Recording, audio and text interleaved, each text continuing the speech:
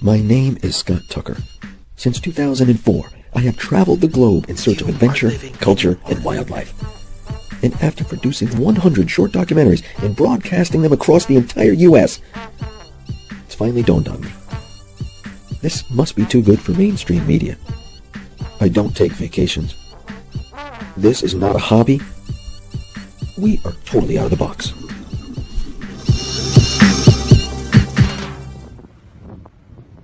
We're actually hoping to see some species of snake that you...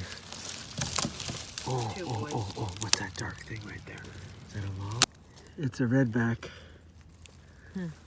For sure. Been doing this for just, how many years have we been filming stuff like this? Since the day you were born. Look at this amazing creature. Holy smokes, Race, he's gorgeous.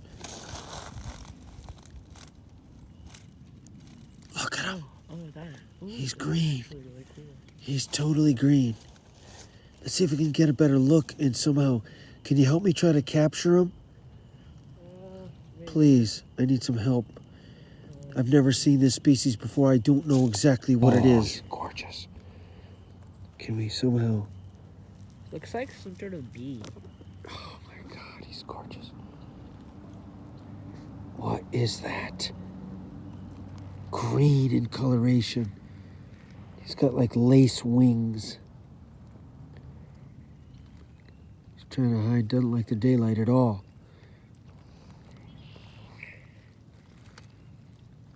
Look at his eyes. Oh jeez. You see his eyes? Yeah. Oh, that's better right there. Let's see if we can get his head out. I'd like to get a better look at his eyes. Come on, buddy. I don't think he's gonna hurt me. Oh. Oh man. You think it's some sort of a wasp? Look at his eyes. Yeah, it looks like a type of wasp. Oh my god, it's amazing. A Vespid type wasp. We'll have to do the identifications back in the laboratory. Oh my gosh, look at him. Underneath this rotten log, pinned in there. Look at his eyes, look at his mandibles. Yeah. Fantastic mandibles. He's looking right at me. Saying, what are you doing to me, dude? What are you doing? Can you see his stinger on the end? He's sort of like twitching it a little bit. Should I sting these guys or what? I would just pull your finger away. Oh, Reese, look at that thing. He's amazing. Get back here, buddy. Get back here. He doesn't like leaves, so you can just try leaves. Oh, he's amazing. That's a centipede or a millipede. He just looked really bright red. Wow, he's red. Look at him. He's gorgeous. This was under a piece of rotten...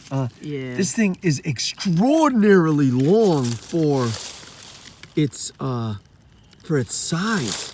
Long and thin. Holy smokes, look at him. And look at his head. Yeah. Oh, he's going back on. No. Get back here, buddy. Look at him. Come on, buddy. No reason to hide on us. We're not going to hurt you. Look at him. If you counted all those legs, he's got to be 200. He'd be there for the next few days.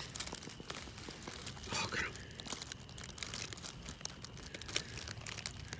Look at his crawlers. Oh, Race, good find. Extraordinary find. These are the things in April that are really coming back into action. You haven't seen them in a while, but here they are. Okay, I think we got them good. Back. Race, oh my gosh. Hello, Father. Very good find. Thanks. Let's keep looking under some of these rotten logs. Folks, if you're just joining us, Scott Tucker with Race August Tucker here, Expedition Earth. We're in Madison. Okay, it's been one of those days. Oh, no, it's just a... He's gone? Yeah, no, it was just a sow bug. Sow bug? Whereabouts? Oh my gosh, what's this right here? Yeah, that's what I was pointing to. That's Oh my gosh, you sure it's a sow bug? Yeah. Okay, stick with us. Hold on a second. Folks, this is not a sow bug. Oh, it isn't? This is not a sow bug. Can you give me your finger very close to it so we can get a little scale. Look how tiny it is. Oh, And then if you get up really close, look at him, he's starting to move. He's got like mandibles. This is something out of freaking Star Trek. Look at him. It actually does kind of look like something. Look at him. Remarkable. Absolutely remarkable. Look at him. These are like plates on an Ankylosaurus dinosaur, except this is on a micro scale. Tiny red underbelly. And now he's beginning to sense that, okay, he's been disturbed. Let me see if I can get out of here. He's amazing. Oh. Can you see my screen? Yeah. The back is the thing with the mandibles. Okay, where's his eyes? I don't know. His eyes are in the front, I believe. Okay, we don't have the best of... Oh, no, there's the front right there. He's moving forward. Yeah, exactly. We don't have the best of depth of field here, but I think you get the point. Why is my depth of field not so hot? Come on, damn it. That's better. No.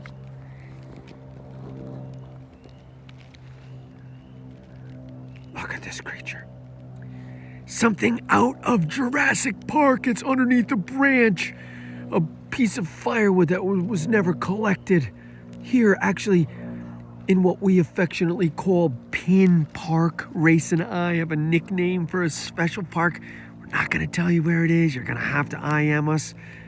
This is a creature living underneath rotten logs here in southern Connecticut, southern New England. And it's like something from a dinosaur age. Plates protecting it and covering it. Look at the red colorations. Red and yellow. It's like something out of Star Trek. Little feelers on the front of its head. You see the little feelers? Yeah. Boy, I'm sorry. I don't know if we can make this any more sharper. We're going to try to adjust our lens a little bit. I can't quite tell. Let's see if we can get in a little tighter. Is it a mite or just some sort of a... That's a mite. Ray says it's a mite. I can barely see it. Oh. Sorry about some of these images, folks, but this is Expedition Earth. We're up extremely close on an amazing insect that I think is an instar stage. It's a developmental stage of a beetle. And we don't know what species it is yet. We're going to try to look it up. But try to get an understanding for the insect life here. These are composters. They're actually taking the soil, the rotten wood, the leaves, and they're digesting it, ending up turning it into valuable materials that can then be used for growing things and keeping trees and other things alive. Okay, we're going to leave them be. Expedition Earth, stick with us. Cool, though. Oh, okay. Race just said it's just a normal beetle, Dad. I mean, yes, I know. But again, this is some sort of a developmental stage of a beetle. We're going to try to stabilize. Race, I need you. I think I see a mite on the top of his, behind his, look at the shield. Oh, yeah. There's a shield protecting his neck, which is one of the most important parts. And look at the feelers, those small little, like antennae that are used to actually feel out the environment. Of course, it's in the dark half the time. So, you know, these guys need good feelers. Oh my gosh, is this an earwig? Look at him stick up his butt at me. He's got his butt stuck right up at me. No, Did you see that? Yeah, Either that or he's just trying to dig. He's trying to get out. Yeah. Look at him dig. Yeah, there would be pointers on him. But look at him. Look at him use those antennae. Look at him. He just got him in. Oh, there he goes. Where you going, buddy? Look at him. Look at him go. He's making tracks. This is amazing. I've never seen a beetle that close before. Ever. Look at these. Look at these crazy creatures. Oh. Oh. The infamous sow bugs. They're not moving right now because they're saying, oh my gosh, what do we do? Look at the size of you. Sow bugs. Oh. Let's see if he moves. So far, nobody's moving. Come on, buddy. Who's moving? Anybody? Get that leaf out of the way. Where'd he go? There's one. A millipede. There's a millipede. He's starting to move. Just tiny. Oh. Let's see if we can get you in on this guy here. Is he moving? Okay, he's moving. He's moving just a tiny bit. Again, these guys are cold. The temperature, the ambient temperature right now, 66, 67 degrees. They're underneath. There he goes. He just caught some action. There he goes. He's gone. The other ones are sitting pretty here. They're not ready for action. This is amazing.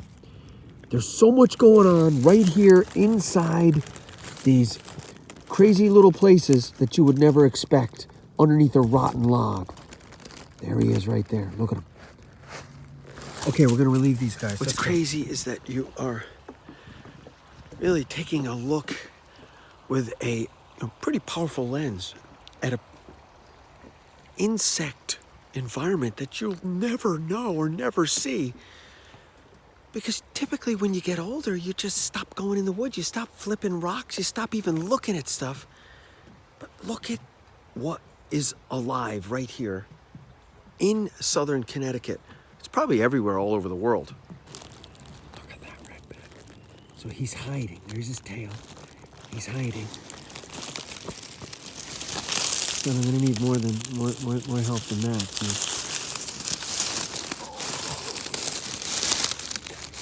Yeah. Right in the center. Okay, we got him. We need to get his eyeballs. I need to hold him right like that. Oh. Try your best to hold him steady. Yeah, I'm doing. Oh my gosh, look at him. One of the most successful salamanders on the planet, the Redback Salamander. Look at him. Amazing. Steady, son. I know. Oh, hey, buddy. Okay, this is steady right there. No? Very difficult. Careful with him. Yeah, I am. Oh, he's going on to you. Let him go. Okay. Goodbye, buddy. What were you just gonna go do? I was gonna go put my hands in the river Why? because I got salamander slime on my hands. Listen, dude. Salamander slime is it's like a gift from above. It just feels weird on my hands and it makes me uncomfortable. It's a gift from above. Don't wash it off. Cherish it. Okay, for those of you that are just joining us, this is Expedition Earth. Race and I are visiting a place that he affectionately calls Pin Park. We're not going to tell you exactly where it is. But the truth is, I brought him here when he was like 3 or 4 years old. Probably 3.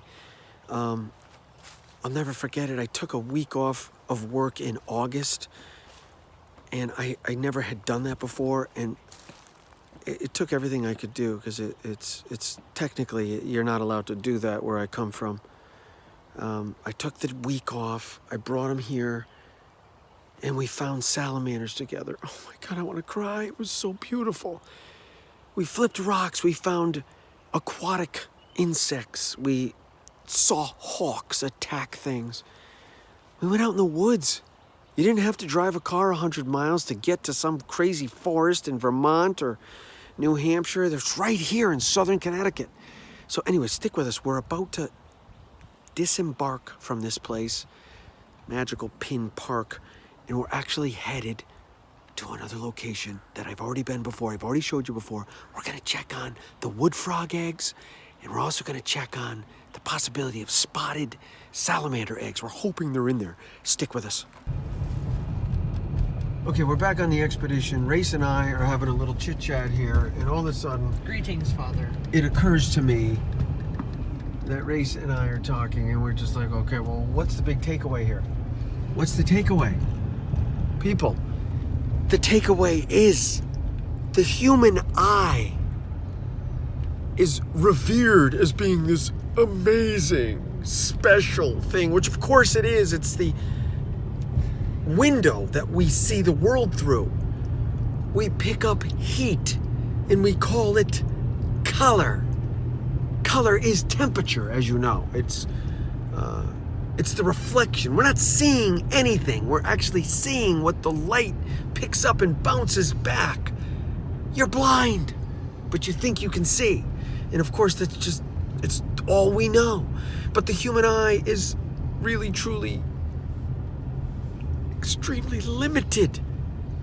Does not have the capabilities that some of the simple machines have. You know, what's the takeaway? Race and I are sitting here in the car. We're looking at each other. It's like, okay, it's an insect. Okay, yeah, it's cool. Takeaway for me is that the human eye is only so capable, only in a minor way, to show us the environment we live in. We're not even aware of this, but there's so many creatures out there right now we haven't even discovered, microscopic in some cases, but even stuff you could see with the human eye. Guess what? You don't even know they're there. You don't even know they're alive.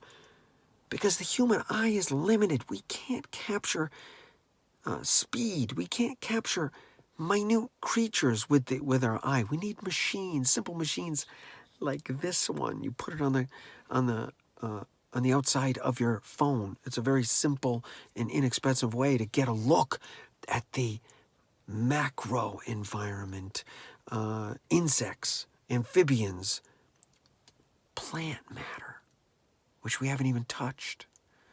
So we're about to step into the aquatic environment. I'm not sure if I'm going to put the camera underwater, but we're going to look for egg casings of the northern wood frog and the spotted salamander. Let's see if we can find some. Check this out. Okay, gang, this is a absolute perfect example of a vernal pool. As you can see here around it, it kind of leaks out and it goes into this little offshoot. There's nothing really around it. You're not on a river. You're not on a lake. It's in the middle of the woods. This is where amphibians breed.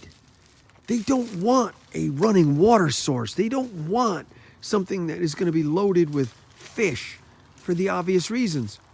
Why wouldn't you want something with fish, son? They might eat you. Huh?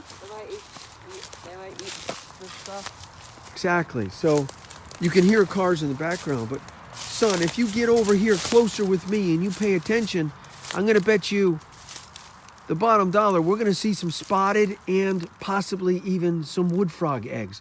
But stick with us, folks. We're going to be right back with you. Oh my gosh. No. Don't stick with us. Get over here right now. Look at them right there on the top. Am I wrong? Am I wrong? Where? Right there, they're all attached to the branches. Oh my God, they're clear. I didn't see those. God almighty. Oh my God almighty. I did not see those because Look at them, they're already beginning to... Oh my gosh. Wow. These are wood frog eggs. Oh, this is nuts. There's dozens and dozens. There. What's this cluster here? More wood frog eggs. There's some. Look at 'em. Right there. Oh, more. Crazy amount of wood frog eggs. This is insane. Last time I was here, there was one little cluster. Look at this place. Okay, I got to be careful. I don't want to screw up the whole operation. Each cluster is it's developing into a tiny little tadpole of the wood frog, which can freeze solid. And then up on top here, you can see there's little creatures that are trying to feed on them. Some of these guys you can see some of these little things are white. If you get up close, oh my gosh, they're moving inside there. They're moving inside. Huh. The eggs are already starting to show signs.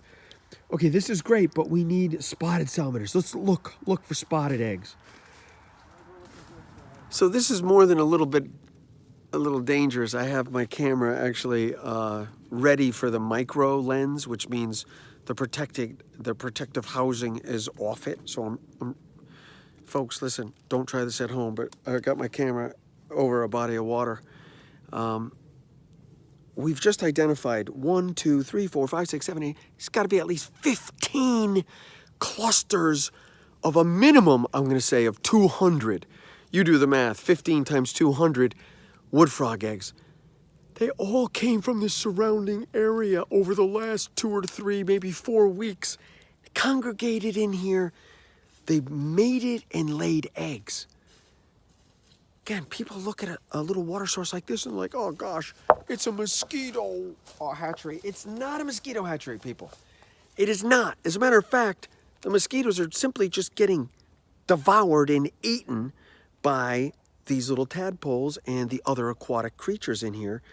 Oh, I hear one. Sounds like a little croaker.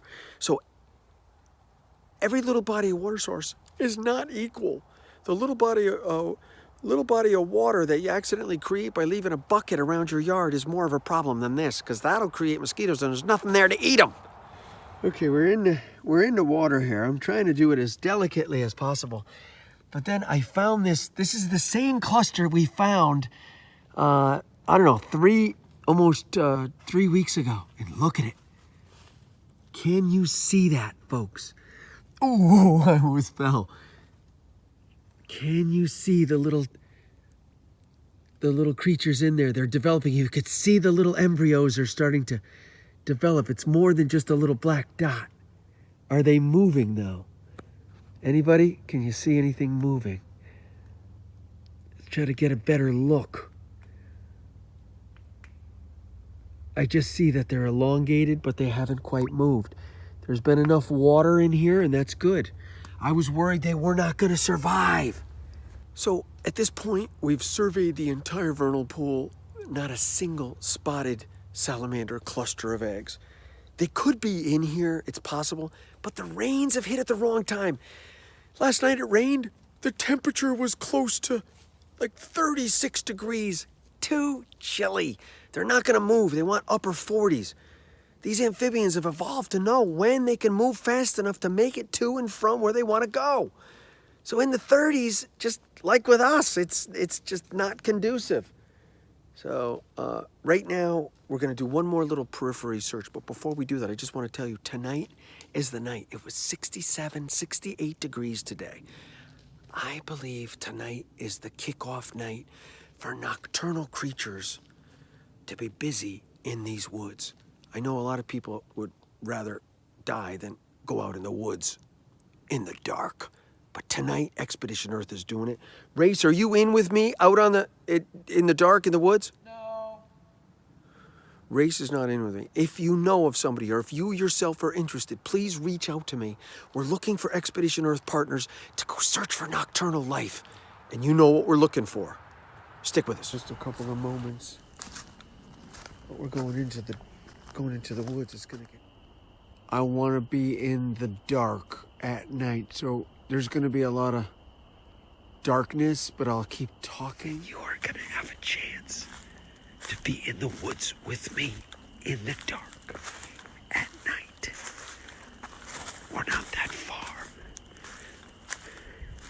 from that place where most people would rather die than ever experience, which is to be alone in the dark, in the woods, at night.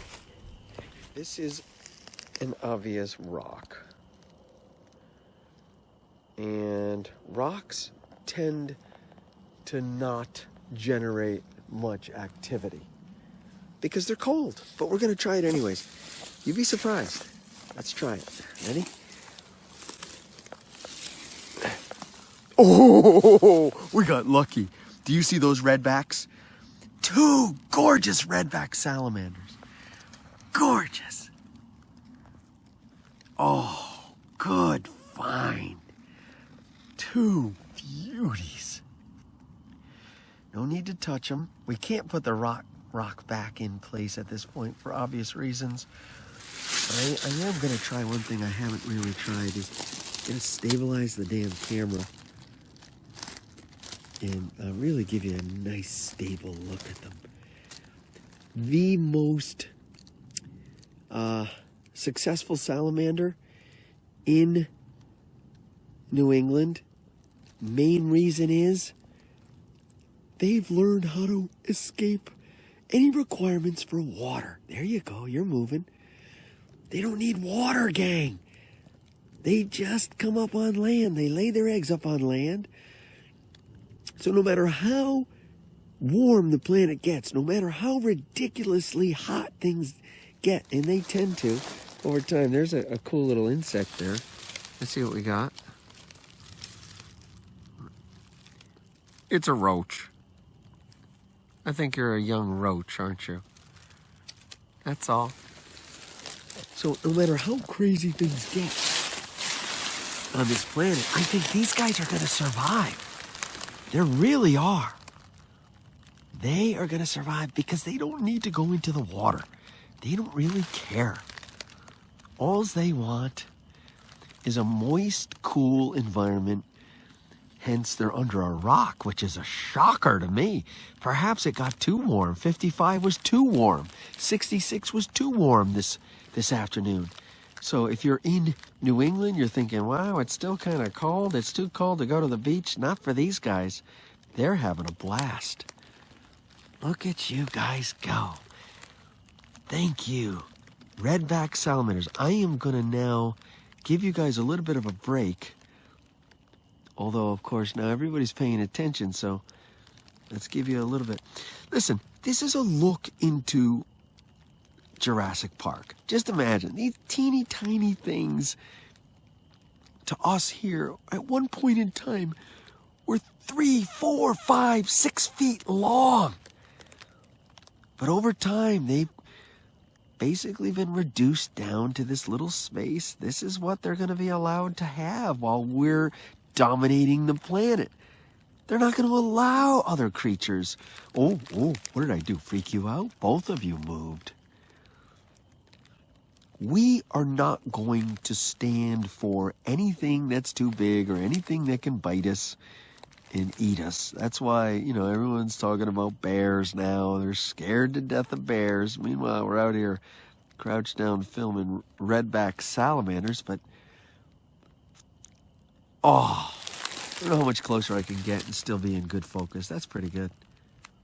Look at you. Look at you. That animal is maybe 1.5 inches long. That's it. 1.5 inches long. Lays eggs on land. Never really needs to go into the water. Actually, if you put this thing in water, it would die. That's the kind of creature it is. It does not want a lot of water. It just needs moist, cool environments. Okay, I think we've had enough here.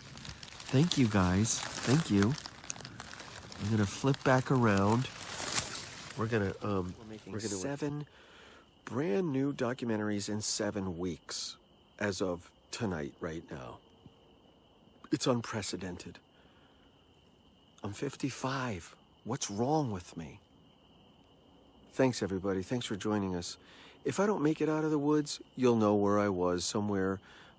If you look back in the beginning of the video, that's where I entered in right off of, what was the name of that road? I forgot. I love you. Take care. Bye-bye.